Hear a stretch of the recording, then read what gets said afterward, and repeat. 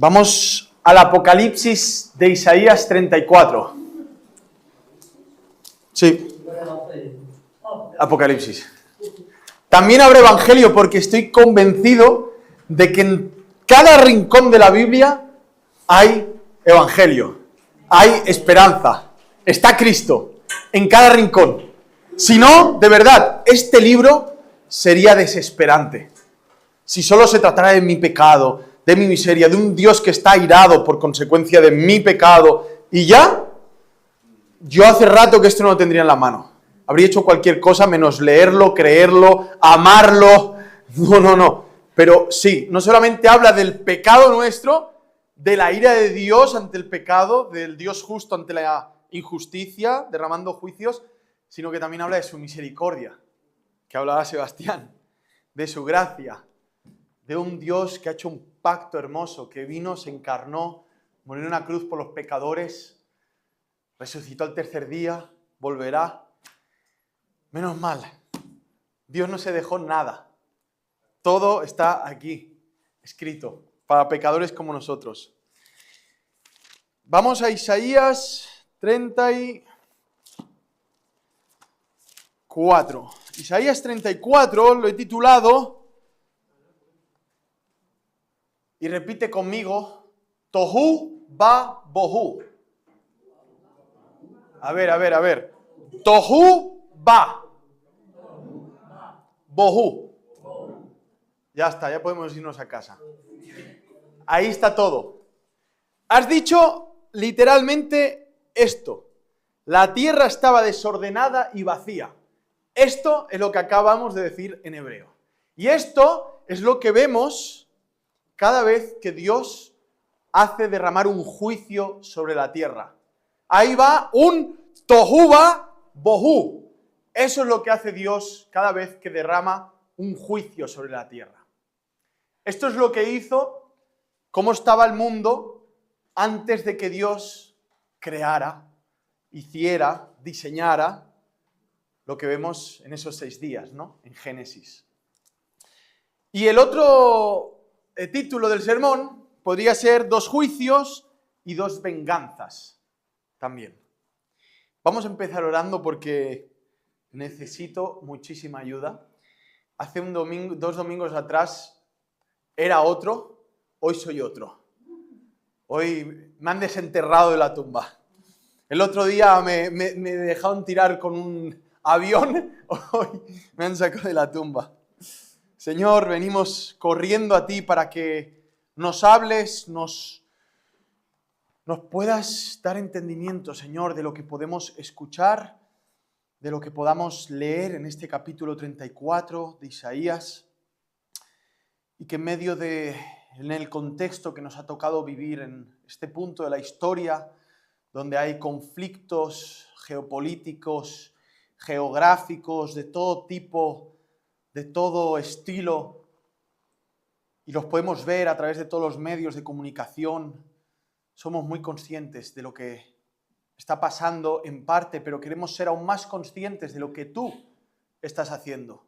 No nos conformamos con solo escuchar la radio, la televisión, ver qué pasa en internet. Queremos asomarnos por la ventana celestial y mirarte a ti, Señor. Cómo tú guías los hilos de la historia, cómo tú permites que sucedan estas cosas que están pasando en este mundo, y cómo no solo lo permites ahora, sino que lo has permitido a lo largo y ancho de la historia, siempre con un plan, siempre en tu designio, siempre soberano, orquestando la historia, y siempre para tu gloria y para la bendición de tu pueblo. Así que permítenos entender un poquito de lo que dice el texto, de lo que está pasando y cómo, Iglesia, podemos, Dios mío, darte la gloria en medio de todo lo que está pasando. En Cristo Jesús, ayúdanos, por favor. Amén. Como sabemos, Isaías habla muchísimo de Cristo, pero lo habla en medio de un contexto muy crudo, como lo es los juicios. Juicios a las naciones, juicios a Israel, juicios a Judá. está profetizando las deportaciones, está profetizando la destrucción de Jerusalén, está hablando de muchas cosas, ¿no? Y vemos viendo cómo aún así el pueblo de Dios no hace caso, no quiere saber nada de lo que Isaías está diciendo. Es más, lo van a matar. Su historia acaba en un martirio. No es popular, no es agradable, son pocos los que creen a lo que Isaías está hablando. Sin embargo, lo que Isaías dice no lo dice por su propia opinión, lo dice de parte de Dios.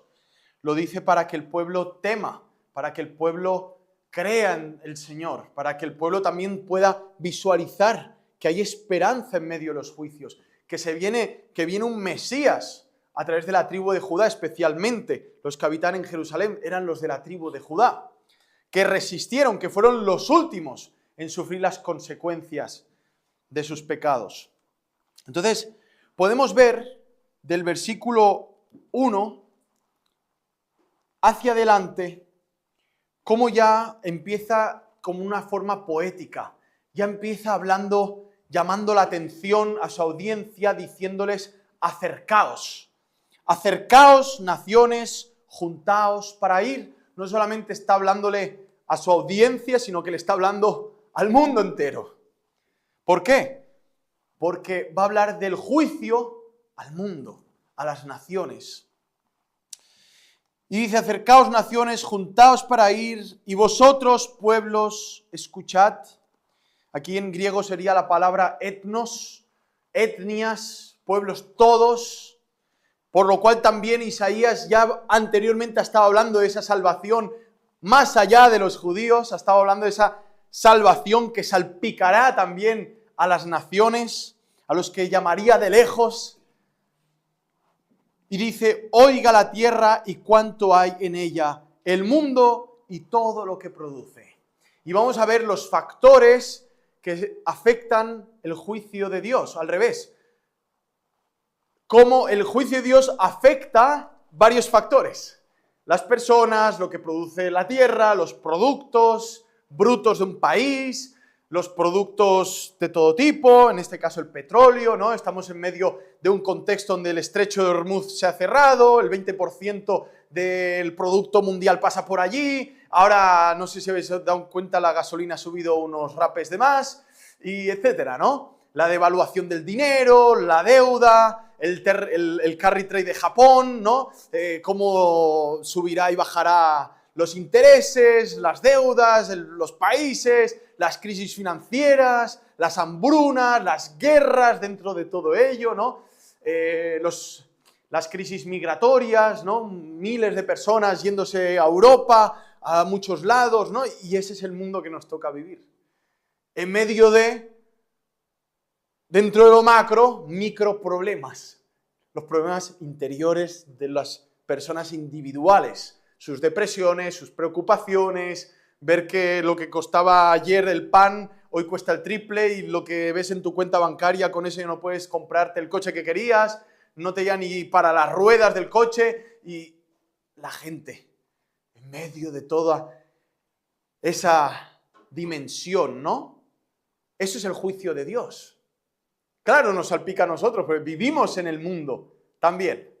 Nos afecta a nosotros también. Todo. Sin embargo, ¿qué podemos hacer en medio de esto? Vamos a intentar responder esto.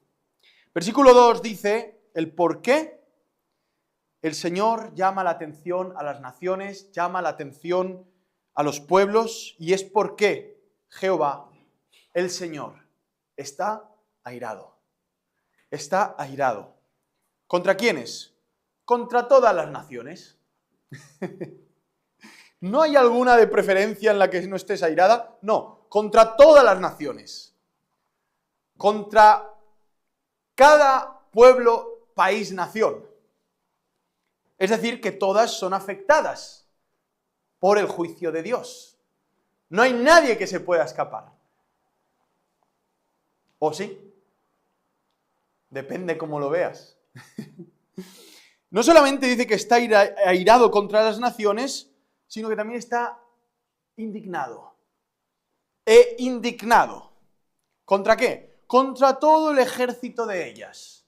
Está indignado contra las potencias militares de los países. ¿Por qué? Porque ellos, ¿qué hacen? Se glorían de lo que tienen. Vemos a Macron, ¿no? En Francia, cantando la Marsellesa. ¿Qué tenía detrás? ¿Un jardín lleno de rosas? No. ¿Un submarino nuclear? Bueno, se gloria de eso, es normal. País que tiene bombas nucleares, oye, tranquilito que tengo una bomba nuclear y tú no. Así que baja el ritmo, ¿no? Se glorían de lo que tienen. Entonces, ¿qué dice el Señor? Me indigno contra las potencias de estos países que se creen omnipotentes por tener todo lo que tienen. Sin embargo, como sabemos en el contexto, ¿qué hacía Israel? Egipto, ayúdame, tú tienes muchos carros y caballos, tienes grandes arqueros, es que Asiria me está molestando.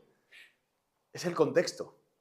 Y Dios le dice, oye, ¿no te acuerdas que yo te rescaté de Egipto y me cargué con todo su imperio, los inundé, los dejé abajo en el agua?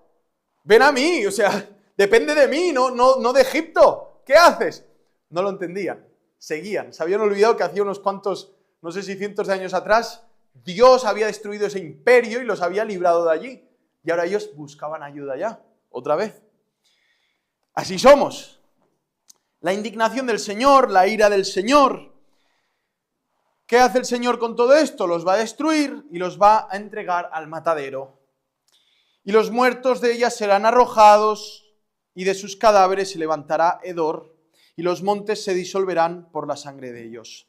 Y todo el ejército de los cielos, y ahora ya vemos factor creación, cataclismos, y todo el ejército de los cielos se disolverá y se enrollarán los cielos como un libro, y caerá todo su ejército como se cae la hoja de la parra y como se cae la de la higuera.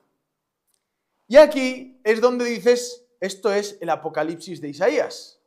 ¿Por qué? Porque cuando vamos a Apocalipsis, de la mano con Mirko, y Mirko nos va arrastrando a través de su serie apocalíptica, alucinante, nos dice en Apocalipsis que pasa lo mismo. Las estrellas, ¿no? Los cielos se enrollan, el eclipse lunar, y pasan muchas cosas de estas. Y aquí está hablando de las naciones, pero ahora pasa a un escenario, cataclismo cósmico, las estrellas se caen. ¿Qué pasa cuando vamos a Mateo 24, Marcos 13 y Lucas 21? Vemos lo mismo. Jesús hablando el mismo idioma que él mismo inspiró a Isaías, que él mismo le reveló a Juan en Apocalipsis, que habla también Daniel. Cataclismos cósmicos. Y aquí nos encontramos con ese tohu va bohu. ¿Qué pasa? Que Dios, cuando derrama juicio, viene purificación. Y cuando hay purificación, viene restauración. Cuando vemos el escenario de Génesis 1-2, si podemos ir, Génesis 1-2, vemos que la tierra dice que estaba vacía y desordenada.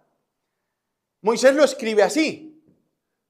Humanamente entendemos que había caos o desorden o estaba todo oscuro, pero eso es una forma de expresar para que lo entendamos, porque no entendemos qué es la nada, no entendemos qué es las aguas, simplemente aguas. Había caos, había desorden. ¿Qué significa? Que había un árbol más... No habían árboles. Entonces, ¿qué había? Una piedra fuera del lugar de la otra. Había un desorden de piedras. ¿O cómo es la cosa? No, simplemente habían agua, el Espíritu se movía sobre las aguas. No se sabe qué había pasado antes. Podríamos especular muchas cosas. Pero lo que se sabe es que en el hebreo, cuando se aplica esta palabra, lo podemos ver también en el versículo 11, que dice así, mirad, rápidamente dice, se adueñarán de ella el pelícano y el erizo, después hablaremos de esta fauna, la lechuza y el cuervo morarán en ella y se extenderá sobre ella cordel de destrucción y niveles de asolamiento. Ahí está, destrucción y asolamiento. Ahí vemos las mismas palabras. Cuando más adelante vamos, también podemos ver lo mismo en Jeremías. Aplica la misma palabra. No me acuerdo dónde está ese versículo. Pero también habla de lo mismo. ¿De qué está hablando? Está hablando que el Señor permite estos tohu, babohu, son los escenarios perfectos para el Señor hacer ¿qué? Una nueva creación. Derrama juicios y después de esos juicios, ¿qué hace? Purifica la zona y luego restaura, vuelve a levantar. Si no porque hubo un tohu, babohu en el templo, 1, 2 veces, Jerusalén destruida, volvió a levantar. Sino porque él mismo se encarnó para ser asolado, destruido en la cruz, para volver a levantar. ¿Dónde? En la resurrección. Sino porque el Señor te disciplina, te castiga una y otra vez para lo mismo, para que pueda haber una restauración. ¿Y por qué el Señor permite juicios en la tierra? Para hacer restauración. Por eso dice, cielos nuevos y tierra nueva. Una nueva creación. Tiene que venir el juicio. Hay muchos juicios. Son muchos. El salmista se maravilla y dice, incontables son tus maravillas, cuán grandes son tus juicios. ¿Desde qué óptica lo está viendo? No desde la parte negativa de tirarse los pelos, ¡oh, los juicios de Dios, qué desesperación! No, lo está viendo desde la parte de la maravilla. Mira, está viendo un juicio porque sé que cuando hay juicios de Dios, por otro lado hay una restauración, hay una purificación. Y en la economía global, hasta los mismos mercados hacen lo mismo. Derrumban mercados para que haya una purificación luego y vuelva a haber un flujo de liquidez. ¿Y qué hacen? Un reseteo de una deuda global, mundial. La banca dice, debemos tanto dinero. Y vuelven a hacer lo mismo. Y lo vemos en todo. Lo vemos también cuando en el 70º año había un Shabbat absoluto. Todo reposaba. No querían hacerlo, querían explotar la tierra durante 70 años, y 71 y 72. ¿Qué hacía el Señor? Llevaba a todo el pueblo a cautiverio, entonces ahora la tierra sí podía descansar, porque no había nadie. Vaciaba la tierra a través de un juicio, para que veamos ante quién estamos, quién es este Dios tan soberano, tan grande. Claro, es terrible los juicios de Dios. Muere gente de hambre, por bombas, por explosiones. Este es el mundo en el que estamos. Un mundo lleno de la ira de Dios. ¿Pero por qué? Hay juicio porque hay injusticia. Hay venganza porque hay un juez justo. Dios se ha vengado, se venga y se vengará de cada una de las injusticias que se hacen en la tierra.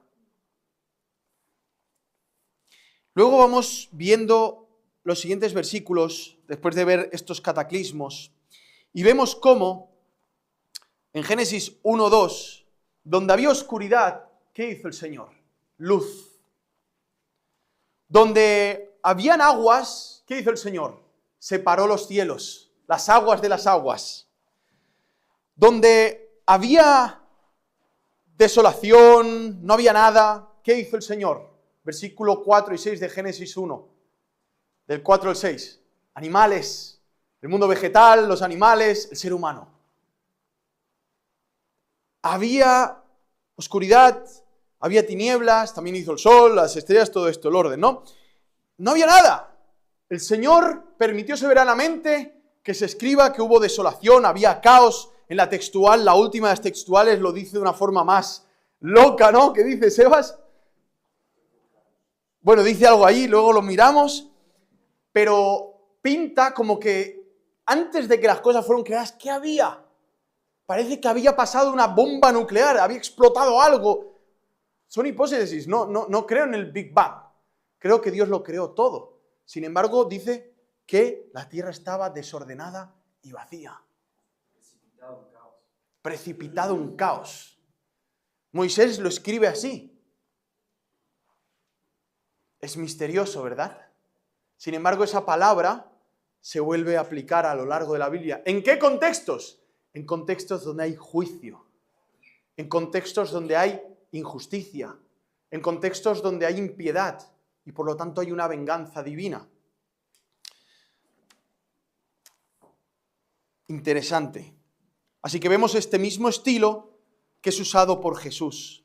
Luego vamos viendo y dice, porque en los cielos se embriagará mi espada, he aquí que descenderá sobre Edom en juicio y sobre el pueblo de mi anatema.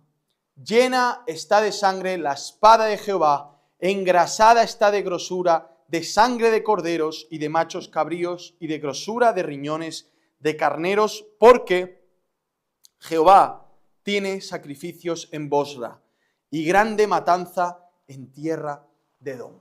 Sabemos que los edomitas eran uno de los pueblos, junto con Asiria, que se animaba a poder oprimir a Judá. Hay algo muy curioso que habla de la espada, 2 veces. La espada del Señor. Dice aquí, la espada de Jehová. Versículo 6. Luego, en el 5 dice, su espada se embriagará. Y cuando pensamos en la espada, me venía a la mente 1 Crónicas 21, 16, si os acordáis, ahora Cris lo busca, cómo el rey David dice que alzando David sus ojos, vio al ángel de Jehová. ¿Quién era el ángel de Jehová? Jesús. Vio a Jesús, que estaba entre el cielo y la tierra, con una espada desnuda en su mano, extendida contra Jerusalén. Entonces David y los ancianos se postraron sobre su rostro cubierto de cilicio. Y más adelante dice que David tuvo muchísimo miedo. Vio al rey, vio al mismo rey que luego Isaías mucho más atrás lo vio sentado en el trono. Y ahora habla de esa espada, la espada del gran rey, la espada del juez del universo, su espada que se embriagará haciendo juicio. Pero dice en el segundo que es una espada que está también engrasada con la grosura de los sacrificios. ¡Qué fuerte! Cada vez que sacrificaban los judíos piadosos un cordero, mirando más allá, mirando la misericordia, la gracia del Señor, el Señor recibía ese sacrificio y tenía misericordia de los judíos. Pero no en base simplemente al cordero, en base a lo que el rey, el que lleva la espada, el que está sentado en el trono, iba a hacer después, más adelante en una cruz. Hablaba de él. Y él mismo engrasa la espada de la grosura de los sacrificios. ¿Estáis entendiendo? La espada del juicio con la que él mismo se cortará en la cruz la cabeza, de una forma simbólica. No lo decapitaron a Jesús. El Padre lo clavó. Pero es la misma espada que luego lo iba a traspasar. Y aquí ya estamos entrando a poder ver otra vez el Evangelio en medio de un contexto de juicios. Pero claro, el que no ve a Cristo en esto, no haya consuelo. El que no tiene a Cristo en su corazón, en medio del contexto en el que estamos, en el que te puedes despertar por la mañana, ir a la cuenta bancaria y está a cero, porque Irán ha hackeado las cuentas bancarias de todo el mundo, y ya no tienes cómo pagar y la tarjeta que hoy acaricias va a estar vacía y no te servirá ni para abrir la puerta de casa, porque a lo mejor será digital y no tendrás cómo abrirla porque también la habrán hackeado. Habrá consuelo para que tenga a Cristo en su corazón. ¿Entendemos o no? ¿Puede pasar o no? Por supuesto, por supuesto. Hay un país de Indonesia, creo, 80.000 personas les cerraron las cuentas bancarias porque no quisieron pasar por el control biométrico. Castigados. Les cerramos, les embargamos las cuentas. Porque la biometría es muy importante para la seguridad mundial. Claro. Es que es el mundo en el que estamos, digitalizado. Tenemos que estar todos seguros. Tu rostro tiene que estar dentro de un programa, tu huella digital, tu nombre, tu apellido, qué comes, dónde vives, qué piensas, qué crees, qué no crees, a dónde vas, quiénes son tus hijos, quién es tu esposa, tu ADN, todo. Tiene que estar en la red. Porque claro, te puede pasar cualquier cosa, ¿sabes? ¿Qué hacemos en medio de todo esto? Pues sabemos que nada ni nadie nos podrá separar del amor del Señor, que es en Cristo Jesús, ¿no? Nada ni nadie. Ni un chip, ni esto, ni lo otro. La cuestión es cuando se comprometa nuestra fe. con el gobierno, con las normativas. Y vemos el juicio de Dios. Y vemos que el juez es nuestro amigo. Y vemos que la espada que ha engrasado para juzgar a este mundo no pasará por nuestras casas. Porque Cristo se la quiso clavar a sí mismo por nosotros en la cruz. ¿Qué se llama? El Anakiri, ¿no? ¿Qué hacen los japoneses, los samuráis? El Señor se inmoló, se entregó, como Sansón. Señor, dame fuerzas para acabar mi propósito. Tumbó las columnas, se aplastó. Ahí vemos otra imagen del Evangelio. Entonces, en medio de todo esto, está ahí nuestro consuelo. ¿Por qué? Porque mañana todo lo que para ti era precioso y valeroso y hermoso, ya no estará. Y si está, sigue dándole gloria a Dios y haz un buen uso de ello para la gloria del Señor. Pero si no está, no te desesperes, tranquilo. Si es que no es el fin. ¿Qué es lo peor que le puede pasar a un cristiano? Al infierno no se va, porque Cristo ya sufrió su infierno en la cruz. A ver, ¿qué más? Nadie te puede separar del Padre. Nadie te puede sacar el Espíritu Santo. ¿Qué es lo peor que te puede pasar? No hay nada que te pueda pasar ya. Ya estás en el seno del Padre, si te has arrepentido. Pero si no, estás expuesto a cualquier cosa. Todo se caduca.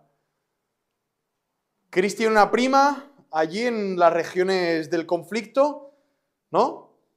Que está viendo los cohetes desde la ventana, las estelas que dejan los cohetes, ¿no?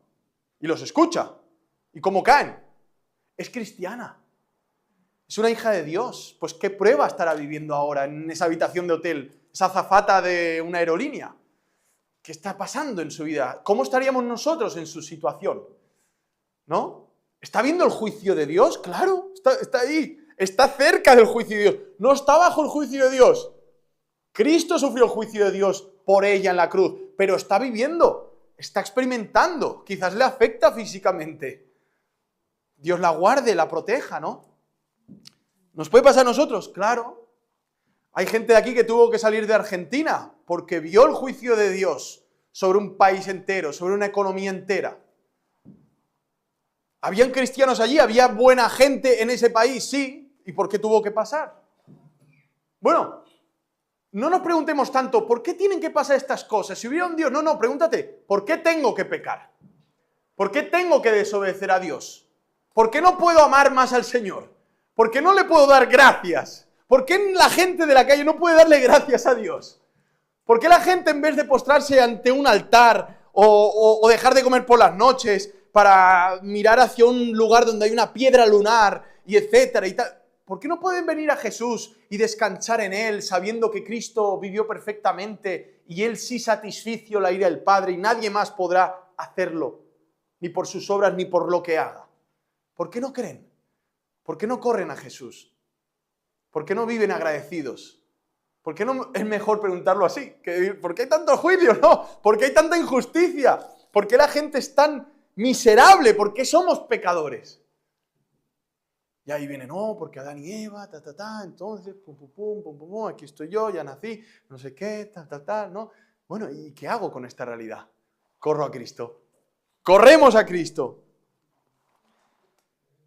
Y dice, y con ellos caerán búfalos y toros con becerros, y su tierra se embriagará de sangre, y su polvo se engrasará de grosura. Porque es día de venganza de Jehová, año de retribuciones en el pleito de Sión. Cada año el Señor toma venganza. Cada persona que se muere y se va al infierno, el Señor se ha vengado. El Señor toma venganza de forma histórica y de forma eterna. Y sus arroyos se convertirán en brea y su polvo en azufre y su tierra en brea ardiente. Y aquí vemos Mateo 24, del 6 al 8. Después dice en el 10, mientras lo busca Cris aquí, dice, no se apagará de noche ni de día, perpetuamente subirá su humo, de generación en generación será asolada, nunca jamás pasará nadie por ella. Y aquí, otra vez vamos a Apocalipsis, como habla de la Babilonia que arde y dice que nadie la va a poder apagar y su humo es por la eternidad, es una simbología del infierno. Está hablando de ese lago de fuego, que el gusano no muere, que la llama no es apagada, y habla de esto, de cómo todo un sistema se va al infierno, con todos sus adoradores del sistema de la bestia. Habla de una gran ramera, de una prostituta. Y ahora aquí, después de todo esto, nos encontramos una fauna. Y aquí pasamos al segundo punto. Y nos preguntamos, ¿qué es toda esta fauna? Mirad, versículo 11. Habla de esta tierra, ha experimentado ese tohu babohu. Y después aparece el pelícano. ¿Te gustan los pelícanos? ¿Sabéis cómo son los pelícanos, no? Tiene un pico así grande, una bolsa, como en peces. Eso es un pelícano, ¿no? No, sí, no, me confundía con el flamenco. Los pelícanos y el erizo, los erizos. ¿Habéis visto, no? ¿Cómo se llama erizo en suizo? Igel. Que ponen cartel, cuidado, ígeles, no pasen muy rápido que los puedes aplastar, ¿no? En Suiza hay muchos. Los pelícanos, los erizos, la lechuza, no la lechuga, no hay lechugas, no está hablando de ensaladas, la lechuza y el cuervo morarán en ella. ¿Dónde? En una tierra que ha sido desolada, los habitantes de esa tierra han sido llevados a un lugar de fuego, ha sido destruida, ha sido juzgada, Dios ha tomado venganza y ahora empiezan a salir animales. Muy graciosos todos ellos. Cómprate alguno de estos. Menos los cuervos, que estos son peligrosos. Bueno, y el ígel, como lo toques mucho, te pinchas. Y se extenderá sobre ella. ¿Qué se extenderá? Cordel de destrucción y niveles de asolamiento. La tierra vuelve a algo que en Génesis 1:2 sería llamado la reversión de la creación. El Señor revierte. El ser humano agarra la creación, la destruye, peca con la creación, usa la creación, adora la creación, ¿no? Tenemos eso en Romanos, que prefieren las criaturas antes que al Creador. El Señor manda juicio, mete un reset a través de muchos factores. Pues aquí usaba naciones, hoy en día usa gente que está en oficinas, gente que está en lugares clandestinos, puede usar militares, puede usar dictadores, puede usar tantísimas cosas en el mundo, ¿no? Y luego, después de todo, al final, ¿qué pasa? La tierra está reposada, está tranquila. Claro que hoy bombardean unos lugares porque saben que abajo hay petróleo. Revientan los edificios, despoblan ese lugar y luego van, instalan sus petroleras y se chupan todo, ¿no? Intentan ser Dios, juegan a ser Dios, intentan hacer sus propios resets sin imaginar que aún así Dios juzga la tierra a través de ellos, pero luego los juzgará a ellos también. Tal cual como hacía con Asiria. Asiria arrasó con todo, Babilonia arrasó con todo, Darío, Nabucodonosor, pero luego Dios, sí es verdad que con alguno de estos dictadores Dios los transformó, aparentemente Nabucodonosor cayó a los pies del Señor, a los otros los juzgó. A uno lo mataron sus propios hijos en el templo donde él adoraba, en el templo pagano. Dios toma venganza de las naciones y de los instrumentos con los que juzga las naciones. Y dice el 12, llamarán a sus príncipes, príncipes sin reino, y todos sus grandes serán nada. Todos los poderosos de la tierra serán nada. En sus alcazares crecerán espinos y ortigas y cardos en sus fortalezas, y serán morada de chacales. Aquí tenemos chacales y patio para los pollos del avestruz. Sus mansiones, todo eso quedará en ruinas, sus estructuras, todo en ruinas. Las fieras del desierto se encontrarán con las hienas y la cabra salvaje gritará a su compañero. La lechuza también tendrá allí morada y hallará para sí reposo. Allí anidará el búho, pondrá sus huevos y sacará sus pollos y los juntará debajo de sus alas. También se juntarán allí buitres, cada uno con su compañera. ¡Ah, qué bonito! O sea, Isaías, en medio de todos los juicios y tal, te empieza a hablar, pues los animalitos aquí, él pondrá los huevos aquí, habrá una avestruz por lo que era el palacete del rey, ya no hay rey, solo hay ruinas y una avestruz por allí comiendo hierbas. Y cuando dices todo esto, dices, Señor, ¿y qué pinta todo esto? ¿Qué simboliza todos estos animales que están morando en una tierra nueva? Cuando ves estos animales, no puedo decir si todos o no, y ves las bienaventuranzas, Mateo 5, ¿qué dice? Bienaventurados los mansos, porque ellos heredarán la tierra. Estás viendo animales que, oye, un osito de esos de los pinchos, un pajarito, esto, las hienas, bueno, eso sí es más agresivo, puede ser, pero al final dices, ¿de quién está hablando? ¿Qué es todo esto? Somos nosotros, iglesia. Es la iglesia morando en la nueva tierra que ha sido reseteada por el juez del universo. No sé si tú quieres ser la lechuza, otro aquí quiere ser la cabra salvaje. No está hablando de esto. Está hablando que moradores en lugares donde antes habían soberbios, arrogantes, prepotentes, ahora hay unos nuevos moradores. De eso está hablando en su simbología, que lo repite en muchos capítulos. Y mirad lo que dice. Mirad lo que dice, una llamada de atención de Isaías. Dice, inquirid en el libro de Jehová y leed. ¿Qué hay que leer? ¿Qué hay que inquirir? ¿De qué libro me estás hablando? Si faltó alguno de ellos. Está diciendo, o sea, ponte a averiguar si realmente ha faltado alguno de los que te dije que iban a estar, ¿dónde? En esas tierras que pasaron por el juicio de Dios, por la venganza del Señor, y ahora hay ruinas y está todo nuevo. Inquire, ponte a observar si el Señor se ha dejado alguno de estos o no. Ninguno faltó con su compañera, porque su boca mandó y lo reunió su mismo espíritu. Es un texto difícil, no digo que... Es complejo. Es complejo, tiene sus cositas, pero cuando te paras a mirar la naturaleza de Isaías, el libro en sí, que es Cristo Jesús y su pueblo, su iglesia, y te paras aquí a plantearte las ideas y los argumentos en medio de esto, por favor, no te quedes solamente que está hablando de fauna, que está hablando de la lechuza, de la cabra salvaje, de la paloma poniendo huevos, del búho escondido ahí. Miremos un poco más allá. ¿Por qué? Porque Isaías mismo, por el Espíritu Santo, le está subiendo el listón. Le está diciendo que hay un libro, que es el libro de Dios. Te está diciendo, inquire, investiga este libro para ver cómo Dios no se ha dejado ni uno de ellos. Y más te está diciendo, el Espíritu los va a reunir. El búho, la cabra montesa, la lechuza, el cuervo, no.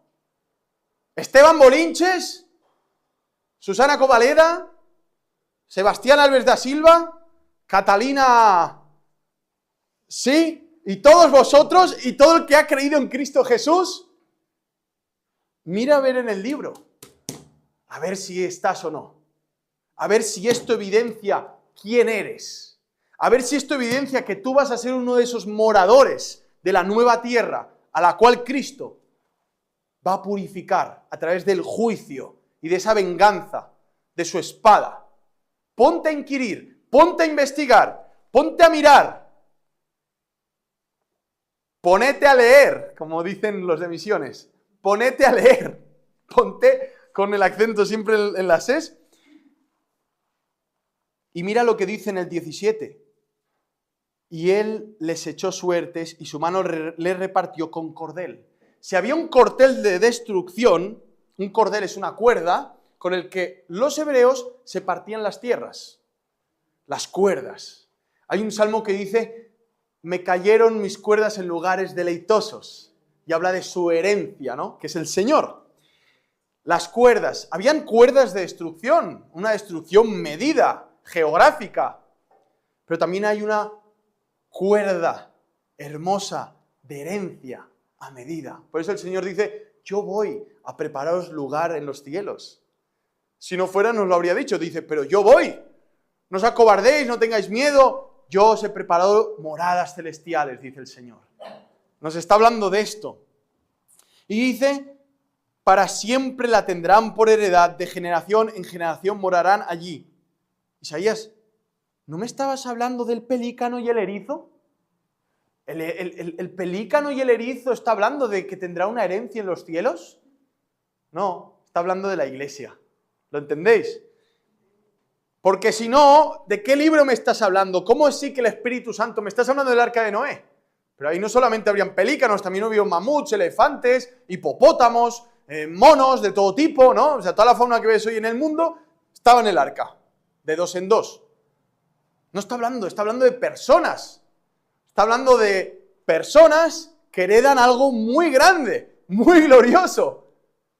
Y Isaías, inspirado por Dios y en el humor de Dios, dice que somos como pelícanos, como erizos, como búhos, como avestruces, que ponemos huevos, que somos como pollos, que somos como buitres. Bueno, tiene su humor, ¿no? Si te miras hoy por la noche en el espejo y dices, bueno, ¿y yo qué me parezco? ¿Un búho, un buitre, un avestruz? No hace falta que lo hagas, pero sí que hace falta que por las mañanas, por la noche, recuerdes que tú tienes una herencia con Cristo Jesús. Y aunque esta tierra se destruya, porque Dios la va a destruir, y está en procesos de destrucción, será para una purificación y restauración. Será para el tohu babohu. Será para eso. Será para eso. Luego cuando vemos cómo el Espíritu Santo estaba en ese tohu babohu, Génesis 1:2, desordenada y vacía, también vemos que el Espíritu Santo está en los tohus basbohus que va haciendo en la historia. Porque ha reunido el Espíritu a un pueblo, el Espíritu Santo. Y vemos que en medio del caos el Espíritu Santo está reuniendo a esas cigüeñas, esos hipopótamos, a toda esa fauna sellada por Cristo Jesús, a esa tribu de toda lengua y nación. Los está reuniendo el Espíritu Santo en medio de un tohu babohu, desolación y destrucción. Es una belleza. Y para finalizar, os exhorto a que tengamos, por la ayuda del Espíritu Santo, la capacidad de ver la hermosura del Rey. Isaías 33, si os acordáis, hace 2 domingos, 33, 17, que dice, tus ojos verán al Rey en su hermosura, verán la tierra que está lejos. Tus ojos verán al Rey en su hermosura. Pero vas al 34 y ves que ese Rey tan hermoso tiene una espada terrorífica con la que lleva juicios terribles a la tierra. Fue terrible, ¿verdad? El diluvio. Murió mucha gente, ¿verdad? Será mucho más terrible cuando el Señor vuelva. Será muchísimo más terrible. Fue terrible la Segunda Guerra Mundial, ¿verdad? Fue terrible la Primera Guerra Mundial, ¿verdad? No tiene nada que ver cuando Cristo vuelva. Ese sí será el día terrible del Señor. Y lo dice aquí, lo decía por aquí, el día terrible del Señor, porque es día de venganza de Jehová. Esto lo repite a lo largo de la Biblia, el día del Señor, el día del Señor. Pero tener la capacidad de ver su hermosura a la vez nos tiene que darnos la capacidad para ver su justicia, su espada. No puedes ver su hermosura sin ver su espada y su justicia y cómo es también como el juez del universo. Porque si no, te estás formando un Jesús en la cabeza que no es bíblico. Un Jesús que, te lo digo en serio, te va a frustrar, te va a frustrar, te va a frustrar. ¿Te ha frustrado alguna vez Jesús? Déjame decirte, ese Jesús no era el de la Biblia. Era un Jesús que tú te montaste en tu cabeza. Porque era un Jesús muy hermoso según tu imaginación, pero le faltaba la espada. Entonces no era el Jesús bíblico. El Jesús de la Biblia es hermoso, es atractivo, es precioso, pero tiene una espada. Afilada, engrasada con la grasa de los carneros, con su propia sangre.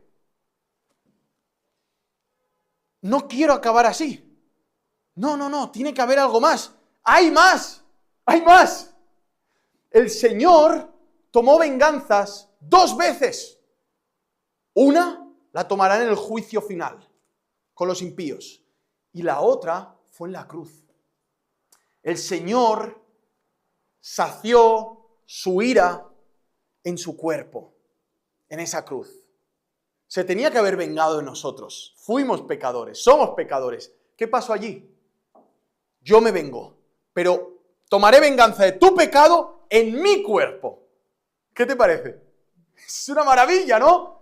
¿Cómo se hace eso? Es como, me voy a vengar de ti, pero espera, me descargo conmigo, me empiezo a pegar de puñetazos en la cara. Y me agarro de la cabeza, me tiro, o sea, ¿cómo?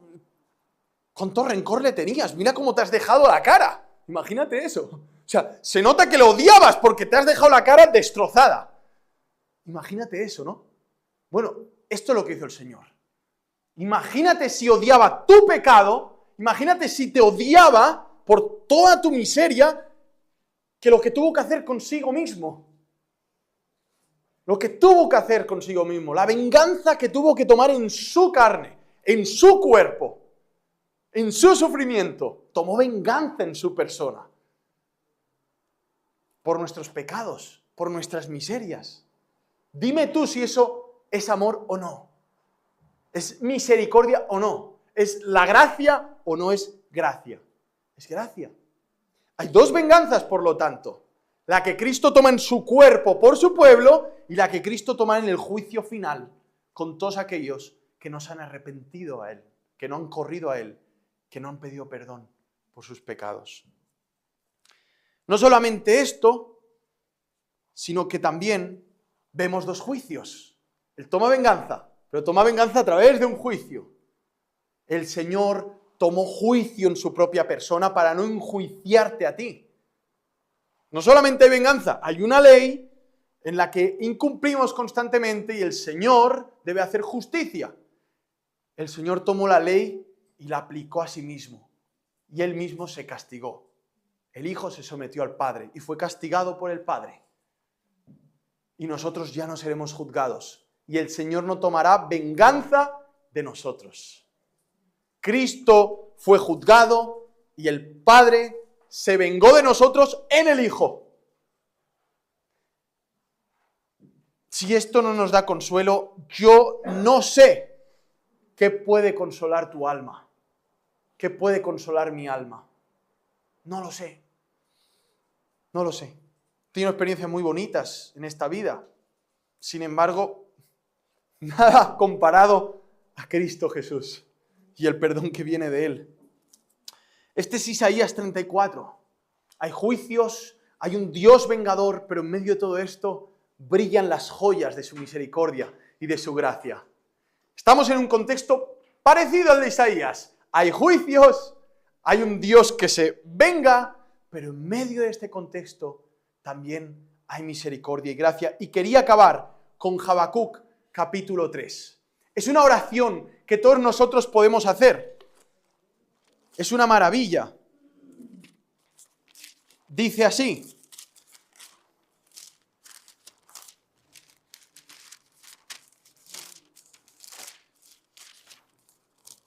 Habacuc 3 dice,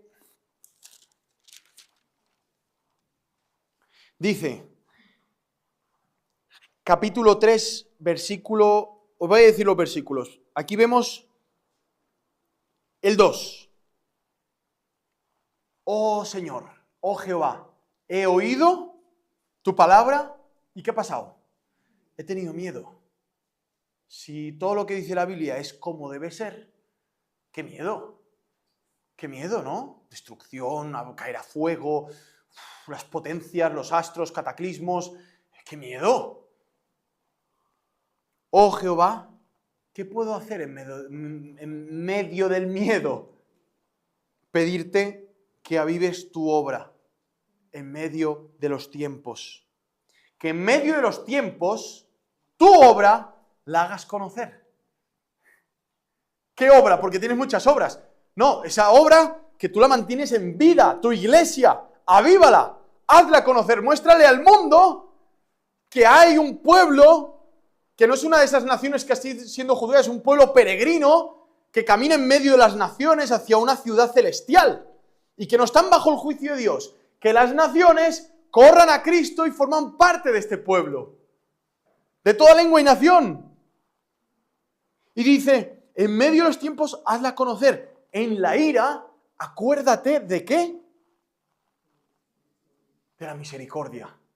Esto podemos orar. ¿Qué es lo que Jesús le decía a esos judíos diciendo, orad para que todo esto suceda en verano, no en invierno? Hablaba del año 70 de la destrucción del templo y de Jerusalén entera por el emperador Tito, el general Tito. Y el Señor dice, orad al Señor para que no os pase esto en invierno, para que podáis salir corriendo de la ciudad. ¿Por qué? Porque no solamente en medio de los juicios que pasa, de ver la ira, podemos clamar por misericordia, sino que podemos ver la misericordia de Dios. Podemos movernos de países, podemos buscar sabiamente en la prudencia estrategias. Os fuisteis algunos de Argentina, ¿por qué? Inseguridad, inflación, no hay estabilidad. Cogiste y te fuiste. Da gracias a Dios por esa nacionalidad italiana, etcétera, etcétera. La misericordia de Dios, te pudiste ir. ¿Y los hermanos que quedaron allí, qué pasó con ellos? ¿Se quedaron dando gloria a Dios allí? ¿Y tú? ¿Qué haces aquí? Busque un mejor futuro para mí. Estás en todos tus derechos. Y el que pudo tener nacionalidad suiza, ¿qué hizo? También. Y el que está dentro de la Unión Europea y está en España y empezó a ver la de Black y todo el lío que hizo, se vino para Suiza. Y el que vea en Suiza problemas y tal, se puede ir para otro lugar, se va a ir. ¿Por qué? Porque somos peregrinos de esta tierra. Y al final nuestra misión, que es glorificar a Dios y evangelizar, lo hacemos moviéndonos. ¿O no? Moviéndonos por un mundo que está bajo el juicio de Dios. Que está constantemente en un reseteo constante. Que está constantemente caminando y dirigiéndose hacia el fin, el juicio de Cristo. ¿Y qué hace la iglesia en medio de todo esto? Guiada por el Espíritu Santo, sembrando la buena semilla, buscando otros hermanos para caminar juntos hacia la misma dirección, hacia la gloria celestial. En medio de todo esto, y ya finalizo, dice, en medio del juicio, de las crisis, de todo, dice, oí y se conmovieron mis entrañas, a la voz temblaron mis labios, pudrición entró en mis huesos y dentro de mí me estremecí. Si bien estaré quieto en el día de la angustia, cuando suba al pueblo el que lo invadirá con sus tropas. Juicio, guerras. Aunque la higuera no florezca, ni en las vides haya frutos. ¿Lo tenemos ahí? ¿Puedes poner el versículo 17? Y lo podríamos leer todos juntos. ¿Qué os parece? La oración de Habacuc en nuestras almas. 17. Aunque la higuera no florezca, ni en las vides haya frutos, aunque falte el producto del olivo, y los labrados no den mantenimiento, y las ovejas sean quitadas de la majada, y no haya vacas en los corrales. Con todo, yo me alegraré en Jehová, y me gozaré en el Dios de mi salvación. Jehová el Señor es mi fortaleza, el cual hace mis pies como de ciervas, y en mis alturas me hace andar. Gloria al Señor. Bendito Dios.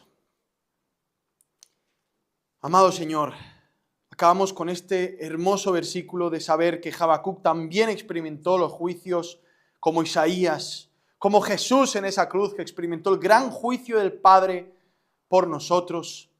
Y en medio de todo esto queremos repetir lo que hemos leído, pero repetirlo con nuestras vidas. En medio del caos, en medio de la crisis, permítenos, Señor Jesucristo, andar por las alturas, buscar la fortaleza en ti, disfrutar y gozarnos de ti, Señor. Poder decir, y me gozaré en el Dios de mi salvación. Jehová el Señor es mi fortaleza, el cual hace mis pies como de ciervas y en mis alturas me hace andar. Ayúdanos, Dios mío, ayúdanos a clamar por misericordia en medio donde estamos en este mundo y a pedir que avives tu obra, la obra de tus manos, aviva, por amor de tu nombre. Acuerda, Señor, de avivar la iglesia de Irán, de avivar las iglesias que están en esas regiones de conflicto, de Arabia Saudí, todos los hermanos que tenemos allí en los países islámicos o comunistas que están siendo oprimidos. Dios mío, ayúdalos y que como iglesia en un futuro desde Suiza podamos ayudarlos, no solamente orando por ellos, sino económicamente, ayuda con lo material o mandando misioneros a que les den ánimo al lado de ellos. Que puedas bendecir la ABC aquí en Zúrich, Señor, que podamos ser sal y luz y de bendición en medio de los juicios, en medio de tu ira, poder ser una obra, una evidencia de que también tienes misericordia y de que avivas tu obra, Señor. Gracias, gracias, gracias, porque tu Santo Espíritu está reuniendo un pueblo de toda lengua y nación, donde moraremos todos juntos en ese cielo nuevo y esa tierra nueva. Gracias, Dios mío, por haber estado aquí y por acompañarnos en esta semana en la que entramos. En Cristo Jesús, ayúdanos, Señor. Amén.